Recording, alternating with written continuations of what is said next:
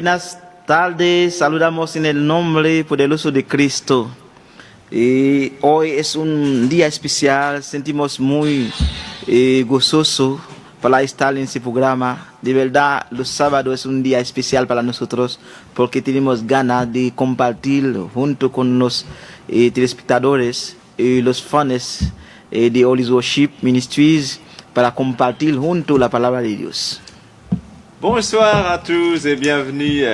Nous disons vraiment une grande bénédiction à toutes chers amis nous, à toutes fanatiques, à tout le monde qui est abonné déjà avec chaîne ça. Vraiment nous sommes plus que contents à soi et pour que nous soyons capables là avec vous et pour nous porter pour vos paroles que Dieu lui-même les inspiré nous. Comme vous déjà connaissez, nous sommes frères ou amis, Brunet Britus. Eh ben, vous connaissez déjà, savez que soy su hermano Bruno Britus. Nous sommes représentants du programme ça et ministère ça. Y soy representante de ese programa y de ese gran ministerio. Nous voulons avant tout adresser Dieu et dans prière pour bon Dieu capable prendre contrôle programme ça. Pour programme ça différent que tout l'autre programme qu'on fait pour bon Dieu capable bénir monde et pour toucher monde pour capable venir à la repentance. Va prier pour nous frères et sœurs. Queremos antes de todos presentarle ese programa al Señor.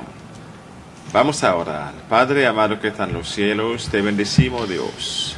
Aleluya. Te damos gracias, te damos toda adoración en este momento, Dios mío. Padre, perdona nuestro pecado, perdona, Dios mío, nuestra mente. Cosas que hemos pensado que no está a tu voluntad, Dios. Te pedimos, Padre, en ese momento que tú nos cubres con tu presencia, que tu presencia, Dios, haga camino donde no hay camino. Padre mío, las personas que nos están viendo a través de su casa, donde sea, de las redes sociales, Dios, toque sus corazones, Padre amado. Dios Todopoderoso, tú sabes la necesidad que hay en el mundo ahora, Padre, porque sabemos que tu palabra es vida. Oh Espíritu Santo de Dios, te pedimos, Padre, cubre a su hermano, Brunet en este momento. Llénalo, Padre amado, en el nombre de Jesús.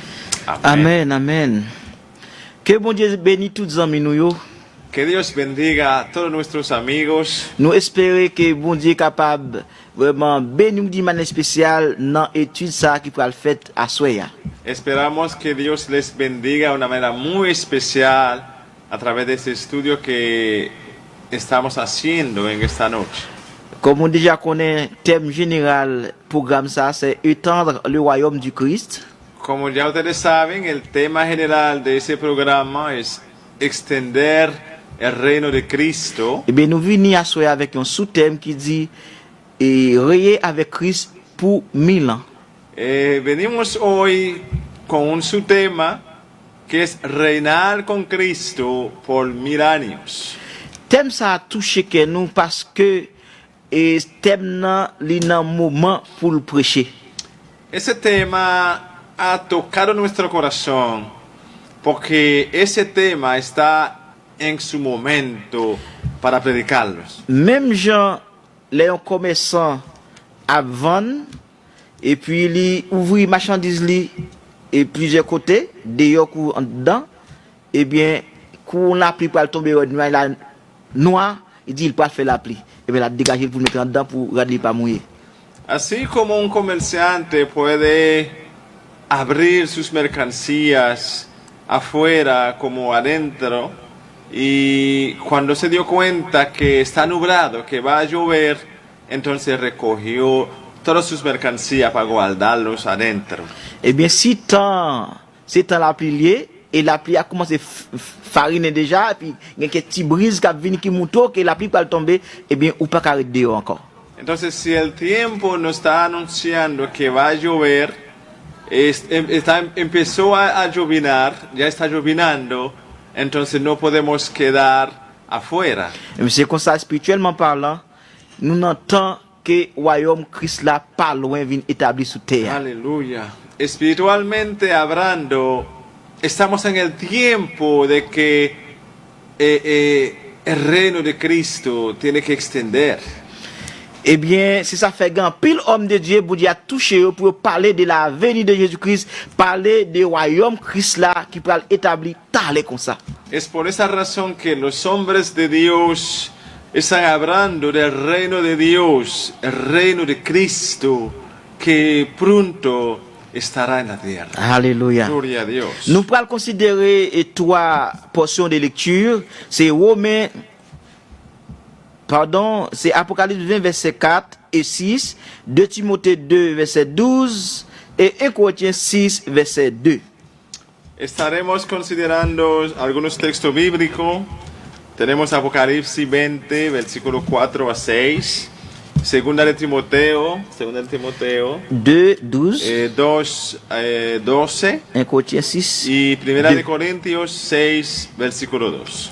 Bon, nous allons aller faire lecture, on sait lecture pour c'est Apocalypse 20 verset 4 et 6 parce que c'est les mêmes qui verset principal étude la soya. Estaremos leyendo para ustedes Apocalipsis 20, versículo 6. Ese versículo es versículo clave o versículo central de ese estudio de esta noche. 4 et 6. Perdón, 4, 6. OK, Apocalypse chapitre 20 verset 4 et 6, m'appli pour. Et je vis des trônes et à ceux qui s'y assirent fut donné le pouvoir de juger. Et je vis les âmes de ceux qui avaient été décapités à cause du témoignage de Jésus et à cause de la parole de Dieu, et de ceux qui n'avaient pas adoré la bête ni son image, et qui n'avaient pas reçu la marque sur leur front et sur leurs mains. Ils revinrent à la vie et ils régnèrent avec Christ pendant 1000 ans. Aleluya. Estaremos leyendo para ustedes Apocalipsis capítulo 20, versículo 4 a 6. Leemos así. Y vi tronos y se sentaron sobre ellos los que recibieron facultad de juzgar. Y vi las almas de los decapitados por causa del testimonio de Jesús y por la palabra de Dios, los que no habían adorado a la bestia ni a su imagen, ni que recibieron la marca en sus frentes ni en sus manos, y vinieron y reinaron con Cristo 1000 años. Versículo 6. Versículo 6. Bienaventurado y santo el que tiene parte en la primera resurrección. La segunda muerte no tiene potestad sobre estos, sino que serán sacerdotes de Dios y de Cristo, y reinarán con él 1000 años. Gloria a Dios. 1000 années. 1000 años. 1000 années. 1000 Donc, años. Et nous sentons contents pour nous présenter ça encore. Vraiment, bon Dieu, mais sous pour me parler de thème ça, et un mandat pour 1000 ans.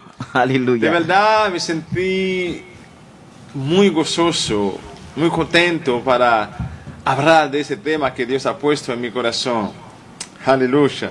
Reinar por 1000 años con Cristo. Donc, ma pensée pour contre moi m'a dit, en vérité, c'est parce que en pile moun pas comprendre avantage ça qui fait que moun de a toujours.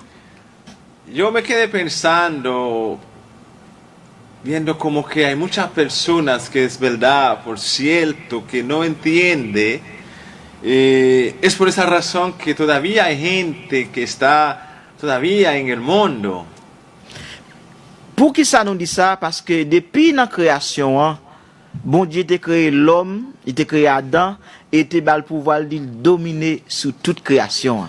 ¿Por qué dije eso? Porque desde la creación Dios hizo todo y creó a Adán y le dijo, señoreó sobre la tierra. Naturellement que l'homme n'a gen nan li, et comme si désir pour le dominer, pour le gouverner. Naturalmente el hombre tiene en sí el deseo de dominar, de señorear. C'est ça fait ouais, il y a plein de monde qui dit tout le monde t'a remis chef, tout le monde t'a remis dominer, gouverner l'autre monde. Es por esa razón que la mayoría, pues todo el mundo quería ser el jefe para poder dominar. Si ça fait après péché Adam et Ève que le monde dans mes créations est contaminé. Es por esa razón, después de la caída o de que Adán y Eva pecaron, entonces el mundo está contaminado. Eh bien, l'homme exerçait pouvoir sur l'homme pareil. Y el hombre ejerce su poder sobre el hombre. Ça fait ouais, l'homme fait l'homme pareil ton esclave. Es por esa razón que el hombre usa o esclaviza al ser humano. Pays riche fait l'autre pays pauvre esclave. País rico esclaviza a los demás países que son más pobres. Parce que diriger c'est un luxe. Porque gobernar es un lujo. Donc, si ça fait plus, dans le même pays, plusieurs partis politiques, yon a gouverné contre l'autre parce que chaque parti établit lui-même qui peut gouverner. Aún en el mismo país, pero cada partido político están peleando entre ellos porque cada partido quiere gobernar. Donc, il y a fait un pile discussion, yon a fait campagne contre l'autre, mais ça chercher à se gouverner pour une petite période de temps, qui pas dire un pile temps, oui. Cada quien está discutiendo, haciendo su grupito. ¿Qué es lo que están buscando? Para gobernar, pero por un tiempo bien determinado. Un pays, c'est 4 ans du présidentiel là, il y a 4 ans, 5 ans, 6 ans. Hay países que el mandato dura 4 años, 5 años o 6 años, depende. Mais il y a un pays qui a un régime dictatorial ou bien un pays monarchique qui servait avec roi. Et yo dit bon, ça c'est pouvoir à vie, mais à vie, combien de temps l'homme n'a pas lu sous terre? Hay países que usan la dictadura y también hay otros que tienen como rey que es la monarquía, pero que es como un mandato de un tiempo indefinido, pero ¿qué tiempo va a durar en la tierra? Parce que la vie l'homme n'en coûte. Porque la vida del hombre es corta. Et donc, ces affaires, nous, dans le pays, ça, yo fait vraiment, mon nan gen pouvoir, oui, soit li gen dans l'élection, ou bien gen l'autre moun tout, c'est un coup d'état le bail pour le prendre place là. Podemos ver como que hay muchos mandatos que son electos por elección, o otros que es por un golpe de Estado. Mais à tout le monde qui a pouvoir, hélas, pouvoir n'a pas garanti à 100% vrai. Il n'y a pas de garantie 100% est-ce qu'il a fini vraiment mandat la vrai. A pesar que está en el poder, tiene poder, pero no tiene una garantía de que va a poder disfrutar ese tiempo determinado. Son mandat. Donc, c'est ça fait. Nous, il y a des gens qui ont fait une bonne élection. Et là, il commence, non, moi, il vient de là, il a jamais pensé à dire, ah, moi, trompé. Et bien, il y a des gens qui ont fait le président après avoir démissionné. Como podemos ver, hay muchas personas, a veces que ganan la elección, pero dicen, wow, que se equivoca y que ya no puede seguir y se entrega. Así es. Donc, nous, ouais, il y a un pile de monde qui connaît, il y a dans l'élection déjà, mais hélas, pour une raison ou pour l'autre, il n'y a pas joué mandat, soit ils mourent naturellement, ou bien soit ils assassinés sous pouvoir. Y también hay algunos que ganan la elección, que son electos, pero por una razón u otra no pueden disfrutar el mandato o el poder, porque a veces se mueren. Naturalmente o assassinato. Nous avons 3 présidents, nous avons exemple que moun sa yo été élu président, mais hélas, yo pas temps fin fait mandat yo. Le vamos a dar ejemplo de 3 personajes que fueron electos, pero no pudieron disfrutar sus mandatos. Nous avons un exemple, c'est un président français qui était le Georges Pompidou, que monsieur sous pouvoir il mourit et il était malade, il mourit, il pas grand temps fin fait mandat là. Tenemos un ejemplo de un presidente francés que es verdad, fue electo, pero se murió en el poder. Ese presidente se llamaba Georges Pompidou. Nous avons un deuxième président, des États-Unis, pays grande puissance, M. Abraham Lincoln. Monsieur, c'est 16e président des États-Unis et premier président du parti républicain. Mais monsieur, hélas, il a tué, il a assassiné sous mandat, il n'a pas de fin fait mandat, il a assassiné. Tenemos a un presidente también que es americano de Estados Unidos, que se llamaba Abraham Lincoln.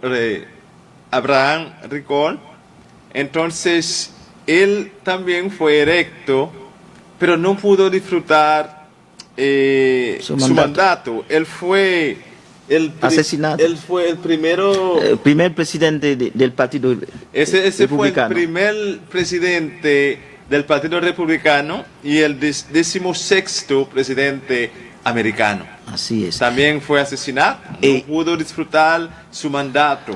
La garantie pas 100% vrai. No tenía una garantía de 100%. Et tout Dominicain qui a suivi nous connaît bien ça qui passé avec vraiment le président dictateur Rafael Trujillo. Monsieur sous mandat sous pouvoir il a assassiné monsieur.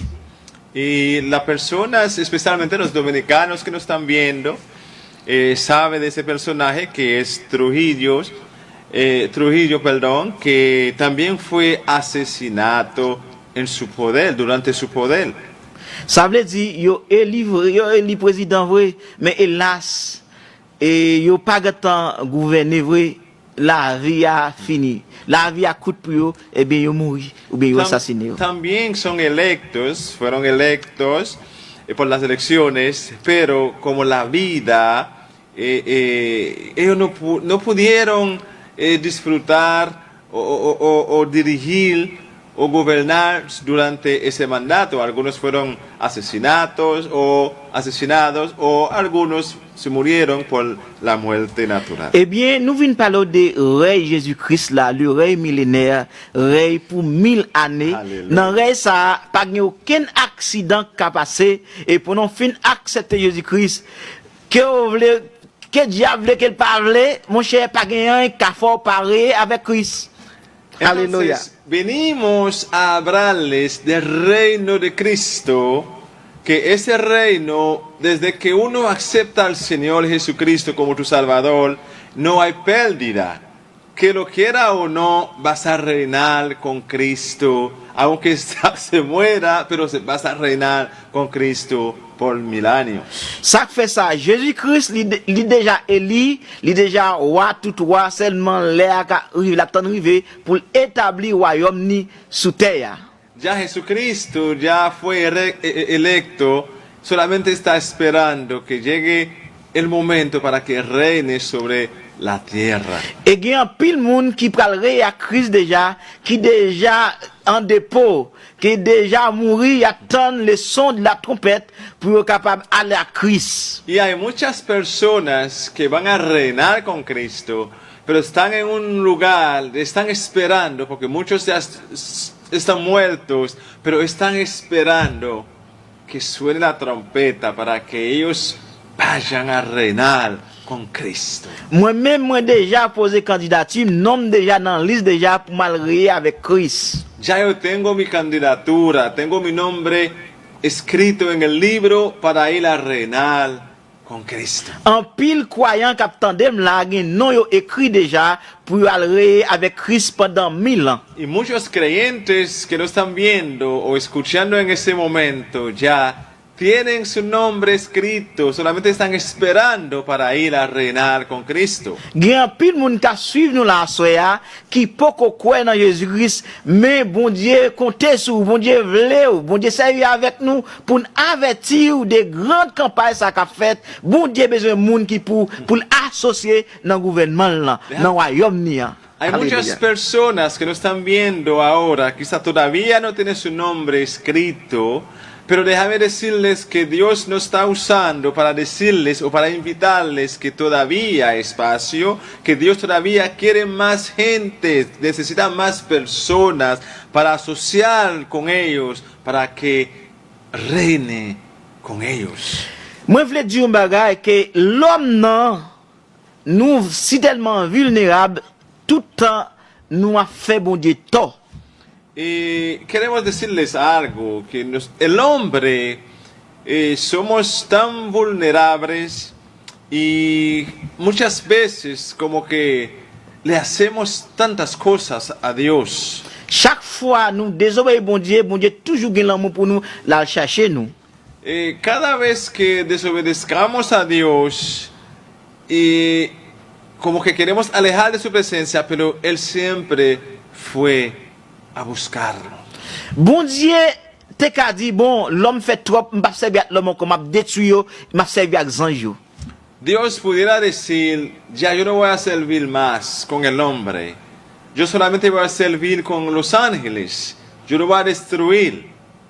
Mais il pas fait ça comme ça, il toujours conservé l'amour pour l'homme, il toujours aimer l'homme malgré l'homme fait péché, il toujours prêt pour la chercher l'homme parce qu'il gon désir, gon but principal, gon but vraiment de bien-être pour l'homme.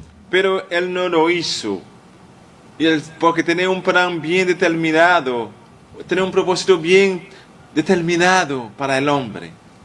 C'est ça fait bon Dieu voulait dans règne millénaire, dans règne Christ là sous terre, lui c'est l'homme qui pour diriger avec Jésus-Christ. Es por esa razón que Dios quiere en el reino de Cristo sobre la tierra, en el reino milenio, Dios quiere que sea el hombre que va a estar con Cristo para reinar.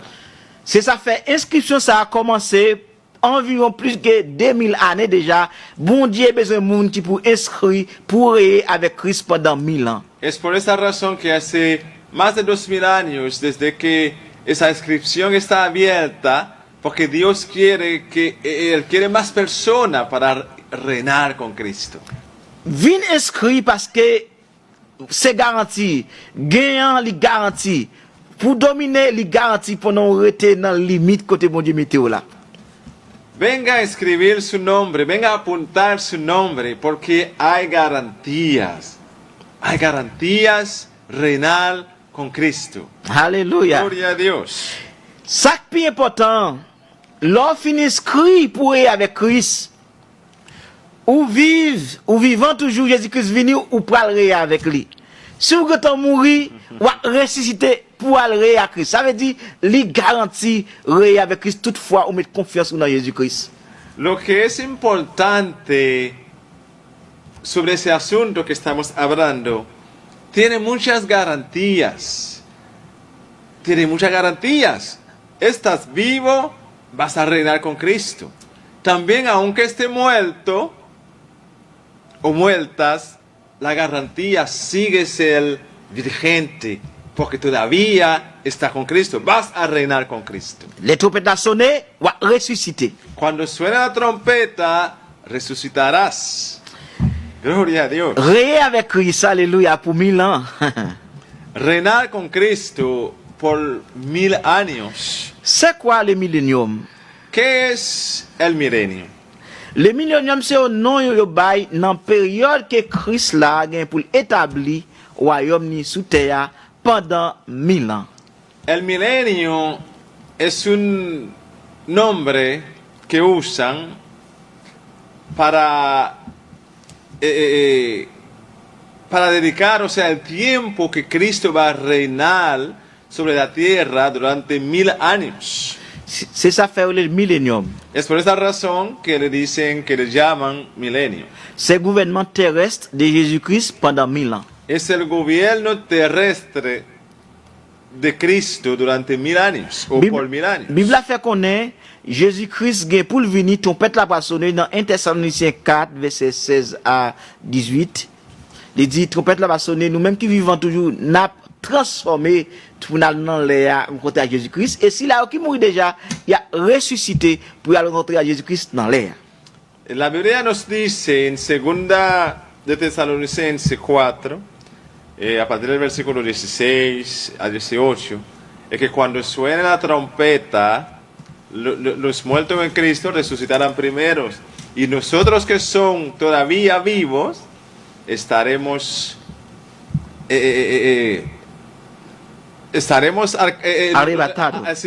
arrebatados para alcanzarle al reino a Cristo en el aire. C'est dans verset 1 Thessaloniciens 4, verset 16 à Sí, 17. en Tesalonicenses, sí. Primera de Tesalonicenses. Primera de Tesalonicenses. Así es. Gracias. Dans période ça, les Christ fin enlever l'église, En ese periodo, después que Cristo ya levanta la iglesia, eh bien, nous pral dans nos de la yo, estaremos en la boda del Cordero. Aleluya. après nous fin participer dans fête ça yo, Después de esta fiesta, Jésus-Christ a tourné sous terre avec l'église, avec la maison dans le ciel yo, pour capable venir établir le règne millénaire. entonces Cristo, después de la boda del Cordero, Cristo volverá en la tierra, entonces por 1000 años. C'est ça nous relève la seconde venue de Jésus-Christ sur la terre. Es lo que llamamos la segunda venida de Cristo en la tierra. Dans le moment que nous avons fêté dans le ciel là, eh bien, la terre connaît le pire moment de leur existence. En ese tiempo que estaremos en los cielos con Cristo, la tierra va a conocer el peor momento que nunca había existido. Alors on dit le pire moment de son existence, c'est pas un jouet lié. Entonces dijimos el peor momento de su existencia. O sea, ese nunca había pasado lo que va a pasar mientras que la iglesia está en los cielos con Cristo. Parce que c'est diable là même, bête la faux prophète là, c'est eux qui a gouverné sur terre. Porque el demonio y el falso profeta es lo que va a reinar durante este periodo. Donc l'église pral régner à Christ là pendant 1000 ans. Entonces, la iglesia va a reinar con Cristo durante 1000 años. C'est espérance ça que tout chrétien gagne qui fait ouais gagne la joie dans que nous tout temps. Esa es la esperanza que tenemos como iglesia. Es por eso que siempre hay gozo en nuestro corazón. Pendant dans nos de la yo, nous fin réjouir. Et après ça, dans le règne millénaire, pendant 1000 années, l'église là, pour le même côté à Christ, a gouverné dans le royaume Christ là. Después de haber gozado tanto en la boda del Cordero, y después estaremos con Cristo por 1000 años en la tierra. Eh bien, pendant 1000 ans, ça, la Bible a expliqué que Satan, le diable, qui a fait moun fait péché comme ça, là, en prison pendant période 1000 ans, ça. Entonces la Biblia nos dice, durante ese periodo de tiempo de 1000 años, el diablo, Satanás, que está exigiendo a la gente de cometer tantos pecados, estará preso durante ces 1000 años. Eh bien, bête là, à faux prophète là, c'est eux-mêmes qui parlent baptiser l'enfer, ça a été fait pour le diable. Entonces la bestia y el falso profeta son los que van a bautizar el infierno durante ese periodo de tiempo. Eh bien, invitation faite par Jésus-Christ, vous avez besoin de monde qui pourrait à Christ là pendant période ça. Entonces, la invitación está hecha ya por Jesucristo, porque Dios necesita más personas para reinar. Wow, yo siento el gozo. Aleluya. Mira, para reinar con Cristo durante ese periodo de 1000 años, Dios necesita más personas. Et nous, je ne dis pas, en plus, nous avons gouverné pour poser candidat. Mais candidat, nous sommes expliqués là, là où candidat ou bien élu sous ça, ou pas en paix, ou pas en paix. Como le acabamos de explicar, de verdad que la gente están gobernando, pero es por un periodo muy corto, un periodo determinado, que no tienen paz y tampoco tienen seguridad ni garantía tiene. Regardez qui j'en ça son bagage qui clair. m'ka marcher là à tout côté pour côté. Moi vinn là sans aucune sécurité. Mais quitter ou t'attendez frère Brunet président tel côté. Ou quand conseil présidentiel moi. Bon par exemple frère Azilfa Donald Trump qui c'est président des États-Unis, m'ba le défi à l'entrée dans ville New York sans sécurité. Pour moi s'il va marcher pour côté.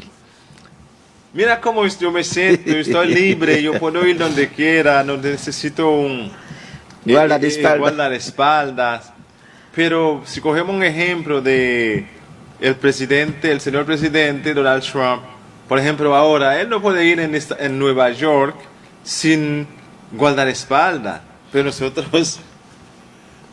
Par exemple, le président Luis Abinadel qui fait que cet élu là, s'il a vu Punta Cana, il a voyé même un jour, deux jours d'avance, détective, qui a checké en pilote, police secret, à veiller parce que son homme, c'est premier homme, c'est homme d'État, c'est qui gagne pile d'importance, eh bien, il y a bas de sécurité parce que pas jamais connaître combien de monde qui détruit monsieur. Por ejemplo, al presidente Luis Abinadel, perdón, si él tiene que venir aquí en Bávaro, 2 días antes van a mandar personas, detectives, policía, todo tipo de personas para investigar el terreno, para ver, porque hay muchas personas que quizá que le quieren matar. Et parce que vraiment là où dans position ça yo ou vinn pas contre qui est-ce qui en vrai ou pas contre qui est-ce qui t'a remis ou continuer qui t'a remis souffrir éternel. Porque cuando uno está en esta posición, ocupando esta posición, tú no sabes quién está contigo, quién no, quién te quiere matar, quién te quiere ver, quién que te quiere ayudar, tú no sabes. Ça veut dire ou pas en paix vrai, ou pas en paix, pas en paix vrai. Entonces no tiene paz. Moi je veux dire non, royaume Christ là, nous même qui élu pour nous gouverner Christ là, Jésus-Christ pas servi avec garde du corps. C'est présence bon Dieu, présence li cap sur toute la terre et Satan fait moun fait mal là dans prison, c'est-à-dire là en pleine sécurité. Queremos decirles, en el reino de Cristo no van a necesitar guardaespaldas porque Satanás que quizá pudiera estar intimidando a la gente no estarán ahí. Solamente la presencia de Dios estará con las personas. Est-ce qu'on peut même faire partie royaume ça? ¿No quisiera ser parte de ese reino? Avec Christ pendant 1000 années? Reinar con Cristo por 1000 años. Eh bien, pensez à ça. Entonces tú tienes la respuesta, está en tus manos, piensa en ella. Volveremos en breve, vamos a tomar una pausita y volveremos en breve. Aleluya.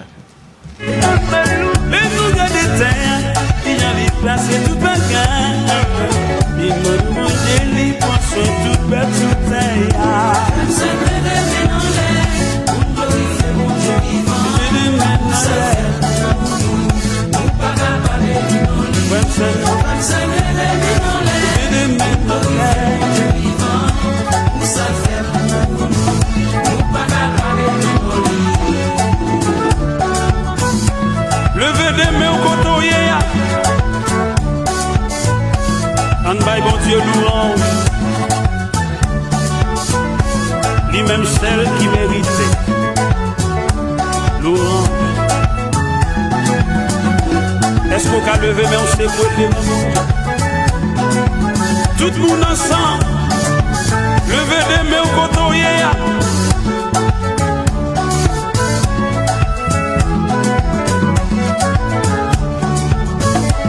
Bye bon Dieu gloire. Pour ça le fait pour nous pas parler. Pour ça le fait, pour ça le fait. Bye bon Dieu pas parler. Ça le fait, pour ça le fait. En louer l'éternel. Pour ça le fait, pour ça le fait. En bye bon Dieu tout. Nous domine nous laisse. Nous sortir nous rentrer. Pour ça le fait, pour ça le fait. Levez-moi pour nous. faire tout ça. En exalté pour louer reconnaître, pour tout ça le fait pour. En lève main, exalté voilà, en le louer pour. Ça lui fait pour, lève main pour louer. Et pas ici, est-ce que nous voulons? Nous allons louer bon Dieu avec le groupe Holy Worship. Tout le monde levez main.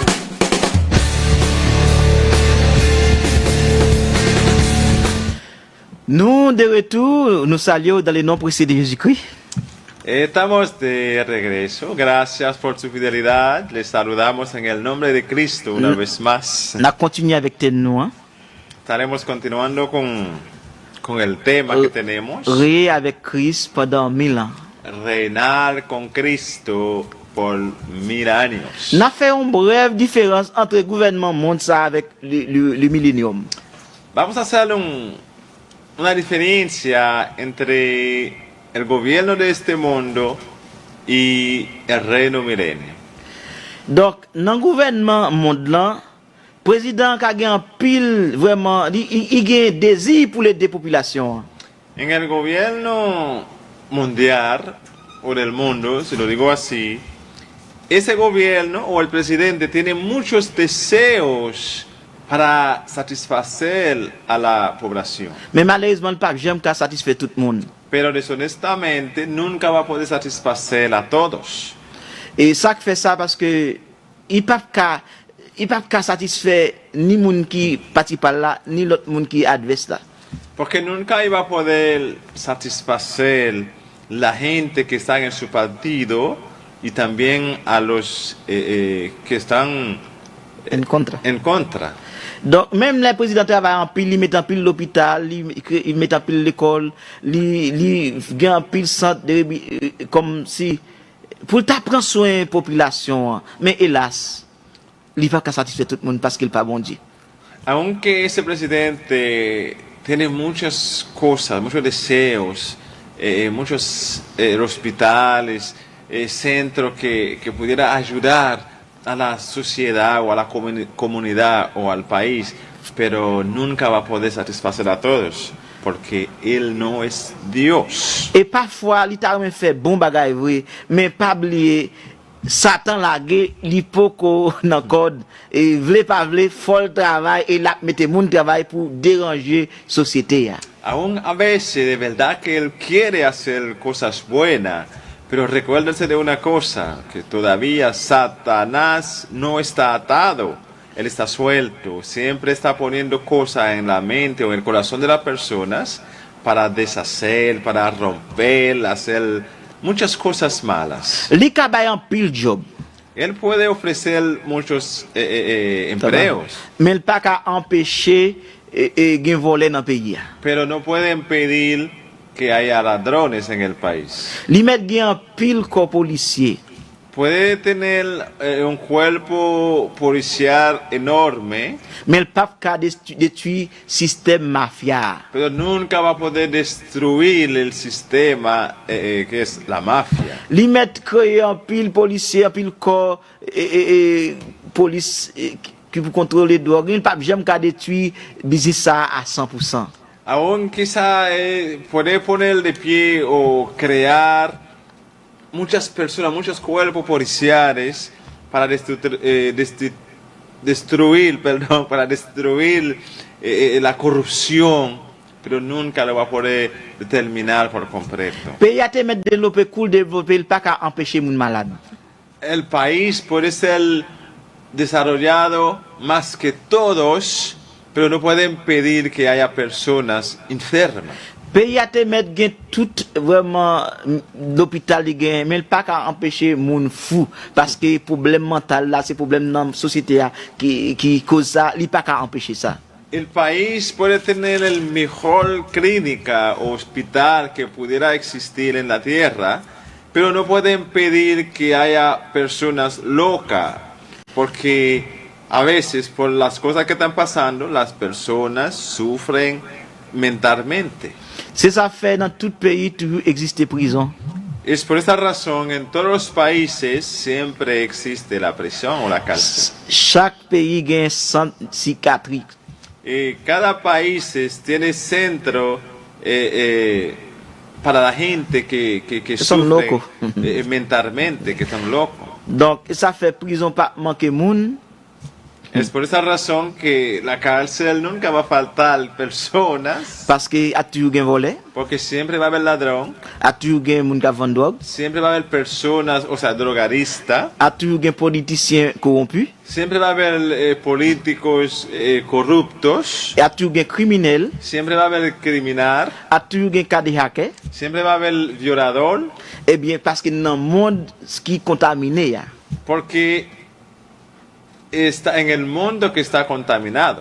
Satan a dominé le monde là. Satanás, o sea, el mundo está bajo el reino de Satanás. Et ça fait ou te mettre riche Es por esa razón, aunque sea rico, ou en bas l'autre Satan le diable. está bajo el Dominación. orden o la dominación de Satanás. Ou te mettre pauvre, Aunque sea pobre, intellectuel, intelectual, ou te mettre gros chef, aunque sean jefe que tiene muchos rangos, président plus puissant dans le monde là, el presidente que tiene más poder en el mundo il est en bas contrôle Satan le está diable. bajo la dominación de Satanás. Artiste qui plus fameux ya, El artista más famosa pour capable prendre hôtel famoso. besoin, para que llegue al nivel que quiera, il obligé faire contrat avec Satan le diable. tiene que hacer un pacto con Satanás. Ça dit le monde entier en bas contrôle Satan le diable. O sea, el mundo entero está bajo la dominación de Satanás. Yon seule entité que Satan le diable pas qu'à gen contrôle,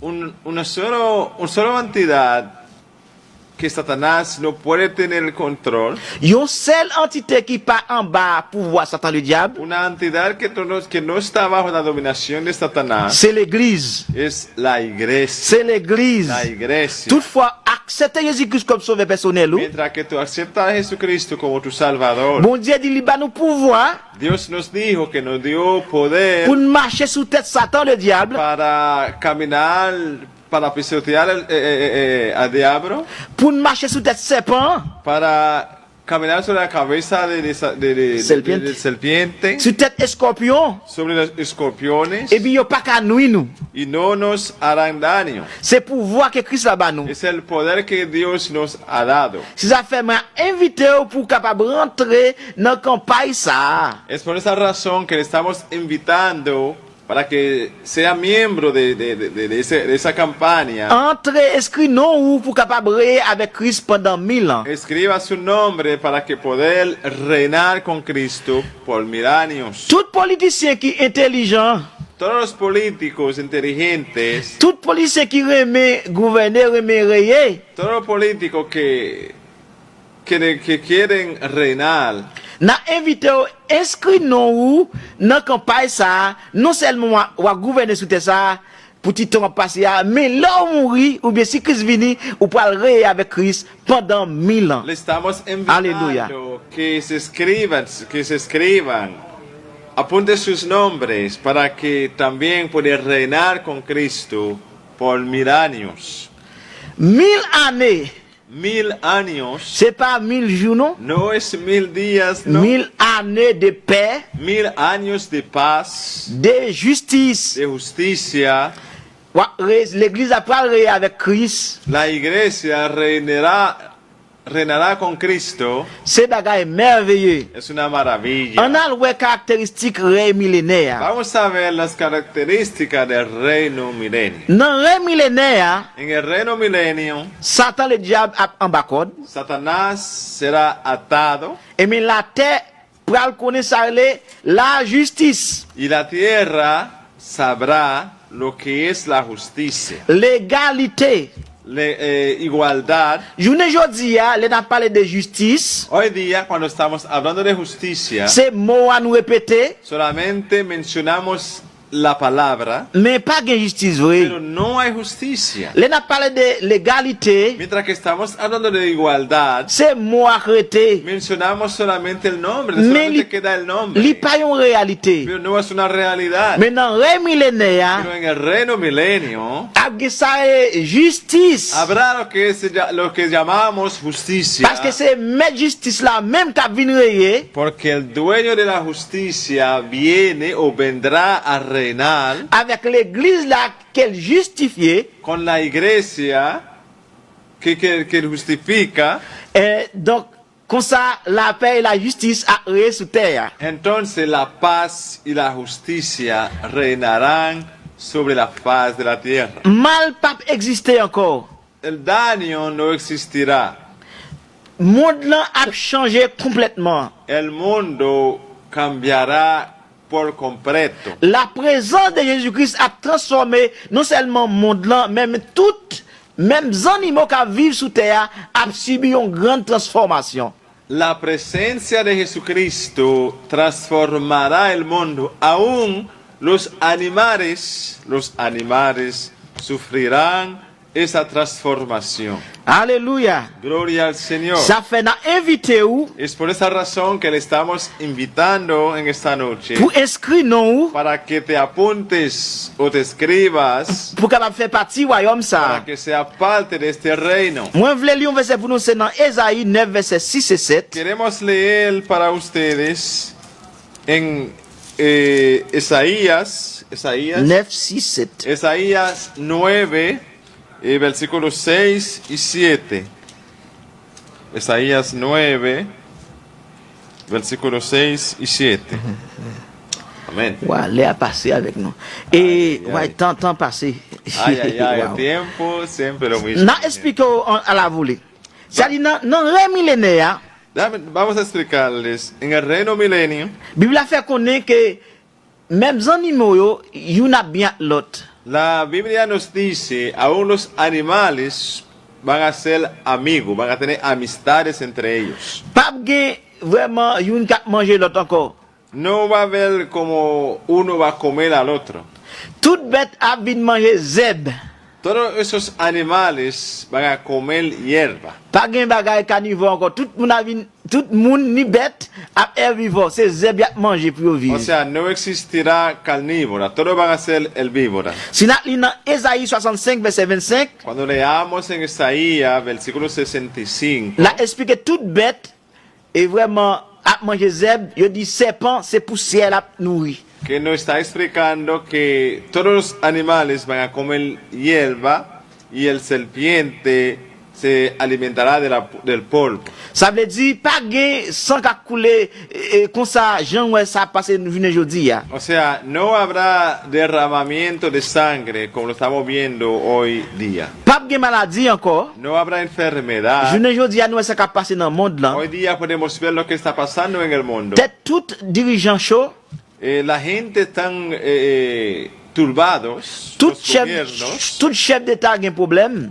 todos gobiernos tienen problemas en este momento. tout scientifique gen problème Los científicos están turbados parce que yo pas ka joindre un remède pour coronavirus là. porque no pueden encontrar un medicamento por ese virus. Eh bien dans rey Christ là, Entonces, en el reino de Cristo pas gen maladie. no habrá enfermedad. Et l'homme a diminué presque à 100%. Ne pas dire 100% net, mais la très diminué. Y la muerte será disminuida, no 100%, pero con una cantidad mínima. Ça fait nous dire ça, nous, même qui chrétiens qui enlevé déjà, ¿Por qué dijimos eso? Porque nosotros que somos cristianos, que ya serán arrebatados, et l'aime tourner sous terre, n'a eu notre mine sous terre qui pas enlevé. y cuando volveremos en la tierra, encontraremos personas que no habían sido arrebatados. Moun ça c'est moun saint. Esas personas son personas simples, qui pas transformé mi avec nous. que no fueron o no han sido transformados Il y a un como vie nosotros. il y a un vie normal garçon à femme Habrán una vida normal como hombre y mujer, qui est différent avec nous-mêmes l'église qui est transformée pero que va a ser diferente como la iglesia que fue transformada. parce que nous-mêmes nous pas besoin de faire la vie fille à femme encore et ça va m'intéresser nous. C'est présent nous pas moun notre cousin. Alléluia. Porque nosotros, o sea, la iglesia no va a tener necesidad de como hombre y mujeres, porque va a ser transformada y vamos a ser como los ángeles. Eh bien, même moun qui était qui pas enlevé eh bien a bénéficié dans règne millénaire. Entonces, a esas personas que se van a quedar, que no van a ser arrebatados, no van a participar en el... Va participer va bénéficier. Ellos van a beneficiar el reino milenio. Et c'est ça fait dit dans moment ça, y a un monde qui mourit sous 100 années, son monde qui a malédiction. Es por esa razón que dijimos, una persona que se muere en 100 años es una persona maldita. Laisse ça Jésus-Christ comme seul roi. Entonces, en ese tiempo, Jesucristo va a ser el único rey Si tout terre, sobre toda la paz de la tierra. Pas de question des présidents des États-Unis, No es cuestión de presidente de Estados Unidos. président ou bien roi d'Espagne, président Angleterre, gouverneur Canada, pas de bagaille comme ça encore. O sea, no existirá reina de Inglaterra o presidente fulano. No existirá nada de eso. Jésus-Christ est roi des rois. Jesucristo será el rey de los reyes, Chef tout chef. el jefe de todos los jefes. Journée aujourd'hui, pour un Mexicain entrer aux États-Unis, un pile problème. Hoy día, para un mexicano entrar en Estados Unidos, muchos problemas. Faut un visa. Hay que tener visa. Pour vivre, faut une résidence. Para vivir hay que tener una residencia. Et ça peut être dans les États-Unis ou un visa ou pas un green card ou pas de travail. Y lo peor del caso, uno puede estar en Estados Unidos, tener visa, pero si no tiene el green card, no va a poder trabajar. En République Dominicaine, pour Haïtien venir, il faut un visa. Y en la República Dominicana, para que el haitiano llegue aquí, necesita una visa, Parce que un président qui pour Dominicain, porque hay un presidente para República Dominicana, un président pour Haïti. hay un presidente también para Il Haití. n'y a pas même gouvernement. No son el mismo gobierno. Mais dans le gouvernement Christ là, Pero en el gobierno de Cristo, les affaires visa pas exister no encore. existirá la visa. Les affaires résidence pas exister La encore. residencia no tendrá su lugar ahí. Pas de frontière No encore. habrá fronteras, Parce qu'il y a un seul roi. porque habrá un solo rey. C'est seul roi ça qui a gouverné le monde Ese entier. rey gobernará el mundo entero. Pas de problème encore dans le temps ça. No habrá problema en C'est ese la tiempo. paix qui a rayé tout le temps ça. Reinará la paz. Eh en bien, ese tiempo. nous pouvons inviter les amis. Est-ce qu'on peut me faire partie du gouvernement ça? Queremos invitarles a todos los amigos que nos están viendo en ese momento. ¿No quisiera ser parte de ese gobierno? Ou peut-être me faire partie du royaume ça? ¿No quisiera ser parte de ese reino? Bible dit l'église là pour juger même les 12 tribus d'Israël. La Biblia nos dice que la iglesia juzgará aún las 12 tribus de Israel. Nous seulement à Christ, mais nous juge. No solamente estaremos reinando con Cristo, pero también seremos juez. Pour capable bénéficier de ça, amis, pas gagner pour faire encore. Para beneficiar esas cosas, yo digo cosas, pero usted me entiende, esas ventajas, no tiene que hacer muchas cosas. Seulement accepter Jésus-Christ comme sauveur personnel. Solamente tienes que aceptar al Jesucristo como tu Salvador. Lorsque croire dans Jésus-Christ, Cuando crees en Jesucristo, non écrit dans le livre de vie, tu nombre está escrito en el libro de la vida. libre pouvoir pour les petits bon Dieu. Te dio poder para ser hecho hijo de Dios. Leur petit bon Dieu, Cuando es hijo de Dios, ou héritier avec Christ, heredará con Cristo, parce que Christ c'est grand frère ou, porque Jesucristo es su hermano mayor et tout héritage Jésus-Christ yo, y todas sus herencias ou héritier tout. también los heredarás, Parce que c'est co-héritier avec porque Christ. es coheredero de Cristo. C'est ça fait dans le royaume Christ là, Es por esa razón, en el reino de Cristo, tout le monde qui croit dans lui, todos aquellos que creen en Jesucristo yo parlerai avec lui. van a reinar con Él. Bible a dit, La Biblia nos dice, n'a régné pendant 1000 ans. reinaremos por 1000 años. Et ça qui est important, après 1000 ans, et pas vous dire mandat fini ou pas dans régner encore. Y lo más importante es, después de esos 1000 años, no quiere decir que ya se acaba ahí el mandato, o sea, terminado. No. Mais Bible a expliqué, après 1000 ans fin passé, La Biblia nos explica que después que pase esos 1000 años, yo prend Satan le diable, la gueule pour un petit moment, entonces Satanás va a ser libre por un Tiempito. por un tiempecito.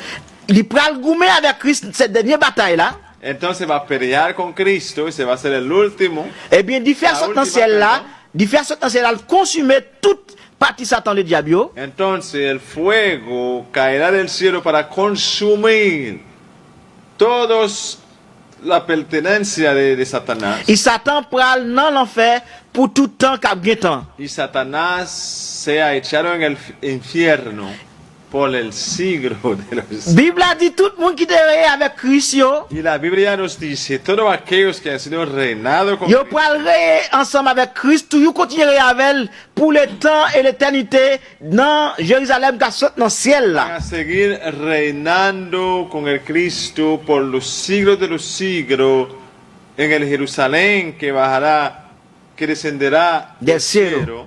Ça veut dire là avec Christ pour tout temps qu'a bien temps. Eso quiere decir que estaremos con Cristo por los siglos de los siglos. Que Dieu vous bénisse. Que Dios les Que bendiga. Dieu vous bénisse abondamment. Que Dios les bendiga grandemente. Inscris-nous pour carrer à Christ Escríbanse para que poder reinar con Cristo pendant 1000 ans. por 1000 años. Que Dieu vous bénisse. Que Dios les bendiga. Amen. Gloria al Señor. Aleluya. De verdad nos sentimos, como siempre, nos sentimos muy contentos, muy privilegiados por ser parte del gobierno de Cristo. Queremos saludar en este momento, porque ya la hora tenemos que entregar. Queremos saludar a muchos amigos. Tenemos a un amigo que también es una persona muy importante, muy especial para nosotros, que es el hermano Noel, hermano Toussaint. Le saludamos y le bendecimos en el nombre de Jesús. Saludamos a Derestín, saludamos a una hermana también que, pues, todos son importantes, pero esas personas siempre están ahí con nosotros. Yo sé que han orando mucho para nosotros, que es nuestra hermana Marisol, Rosario, Lebrón. Le saludamos con toda su familia, a sus hijos, su esposo. Que Dios les bendiga. Nous saluons tout Mario Soirelus et qui est connecté avec nous. Nous saluons d'une manière spéciale. Saludamos a Baptiste Willy, saludamos Telfo Ilnea, pues a todos los demás amigos, a Minú, a Kelly Mejía, a su familia, a toda su casa. Que Dios les bendiga. Saludamos a mi amada esposa Tifila Britis y saludamos a mis hijas Brandilia y Débora. Y de verdad estoy muy contento porque mi esposa estoy contando los días para que yo tenga un nuevo bebé, que c'est là le premier le ballon que va tener. C'est un plaisir pour nous, nous sentir contents, nous saluer madame une spéciale, une femme vaillante et vraiment et qui pas trop loin pour nous l'autre bébé encore. Donc et famille a grandi pour nous aller ensemble avec Christ. Pues quiero saludar a mi esposa, quiero saludar a Bárbara Kelby. También en 2 días será para mí un día maravilloso porque mi princesa Sara estará de fiesta, estará cumpliendo 2 añitos de vidas. Es un gozo para mí, es un gozo de verdad, es un gozo para mí. C'est vraiment, nous saluons tout le monde, tous les amis, tous les frères, nous saluons tout le voisinage. No sé, la gente que siempre están aquí, pero hay muchas personas, aunque no le mencionamos por nombre, pero sabemos que ustedes están aquí orando para nosotros. Nous saluons d'une manière spéciale toute équipe All is Worship yo. Et nous saluons vraiment le corps supporter, membres supporter, et nous avons frère Delva, et frère Belizer, frère Irano, et c'est Marcelin, et frère Noël, nous avons toujours pensé avec nous, et qui a aidé nous prier pour le ministère ça. Et nous saluons tous les membres internes, et qui toujours vraiment remet le ministère ça, qui a prié ensemble pour nous capables vraiment continuer, parce que travail là, il y a en pile, et nous mettons ensemble, nous mettons à nous ensemble, nous avons prié, bon Dieu a ouvert des portes, et vraiment pour le ministère ça, capable de arriver, et côté bon Dieu voulait arriver. Así es, así es. Pues nada, tenemos que irnos, tenemos que partir, todo tiene un fin. Espero que esas palabras caen en tierra buena. Y ustedes, amigos que nos están viendo, pongan en práctica esas palabras en su vida y piensan sobre esas palabras. Porque la palabra de Dios nos dice que la palabra es como la lluvia que cae, nunca va a retornar vacía. Aún quizá no hay personas que llamen, no hay personas que nos dicen, ok, yo quiero aceptar al Señor, pero vamos a seguir, porque sabemos que la palabra es como una semilla, ¿no?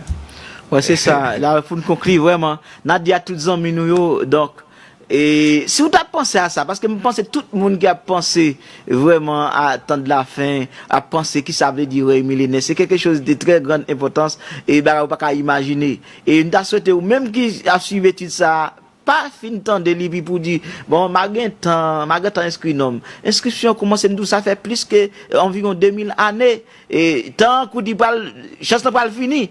Pressé, inscrit nom, pour que faire partie, royaume ça. Que mon Dieu bénisse, que mon Dieu garde, shalom, shalom, que Dieu vous bénisse. Que Dios te bendiga hasta el sábado, si Dios lo permite, si estamos vivos todavía, o si Cristo no viene, nosotros nos vamos.